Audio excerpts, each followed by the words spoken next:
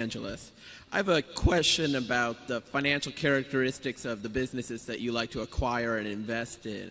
In your reports and other writings, Mr. Buffett, you state that you like to acquire businesses that can employ a large amount of capital to high returns. And in reading the writings and speeches of yourself, Mr. Munger, I've seen you say in Outstanding Investor Digest and other publications that you enjoy investing in companies that require very little capital. And I was wondering if these statements are at odds or if they are two sides of the same coin. And if you could elaborate using Berkshire companies, that'd be great. Sure. It's a good question. The ideal business is one that earns very high returns on capital and can keep using lots of capital at those high returns. I mean, that becomes a compounding machine. So if you have your choice, if you could put $100 million into a business that earns 20% on that capital, say 20 million, ideally it would be able to earn 20% on 120 million the following year and 144 million the following year and so on. That you could keep redeploying capital at these same returns over time.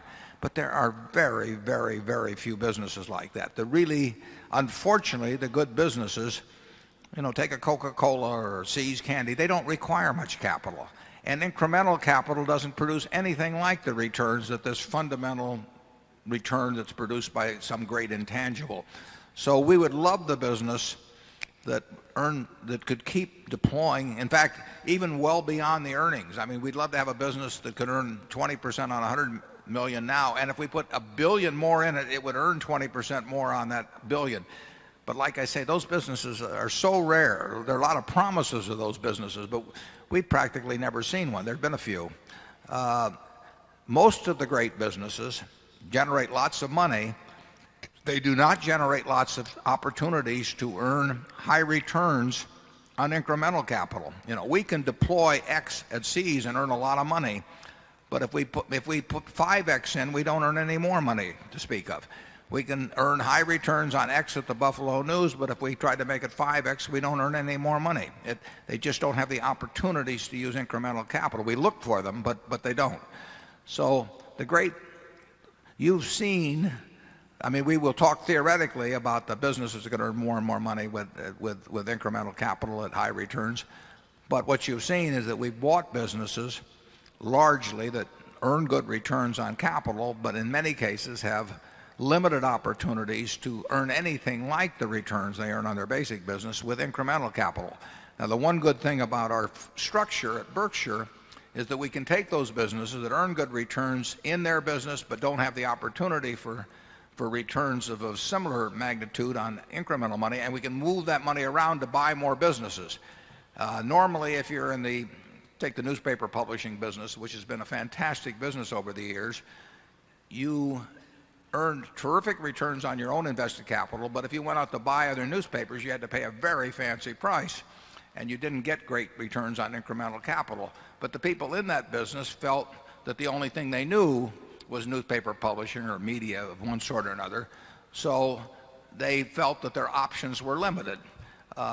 We can move money any place that it makes sense, and that's an advantage of our structure. Now, whether we do a good job of it or not is another question, but the structure is enormously advantageous in that respect. We can take the good business, the See's Candy. See's has produced probably $1 billion pre-tax for us since Charlie and I wouldn't have gone up 100,000, back in 1972. If we tried to employ that in the candy business, we'd have gotten terrible returns over time. We wouldn't have gotten anything to speak of. But because we moved it around, it enabled us to buy some other businesses over time, and that's an advantage of our structure. Charlie? Yeah, and if you take a business that is a good business but not a fabulous business, they tend to fall into two categories. One is the business where the whole reported profit just sits there in surplus cash at the end of the year, and you can take it out of the business, and the business will do just as well without it as it would if it stayed in the business. The second business is one that reports the 12% on capital, but there's never any cash, It reminds me of the used construction equipment business of my old friend John Anderson.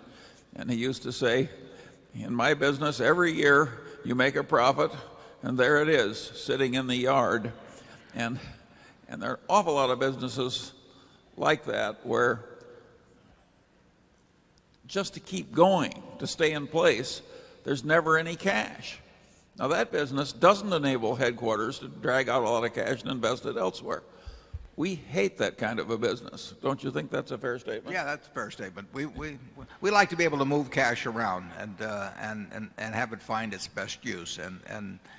But that, that's our job, and sometimes we find good uses. It would be terrific if every one of our great businesses, and we've got a lot of great businesses, had ways to deploy additional capital at great rates, but we don't see it. And frankly, it doesn't happen. I mean, the Gillette has a great razor and blade business. I mean, fabulous. There's no way they can deploy the money they make in the razor and blade business to keep putting more money in that kind of business. It just doesn't take that kind of capital. They have to deploy some money, but it's peanuts compared to the profits. And the temptation then is to go out and buy other businesses. And of course, that's what Charlie and I do when we face that. But we don't think that overall the batting average of American industry in redeploying capital has been great. Nevertheless, it's what we try and do every day.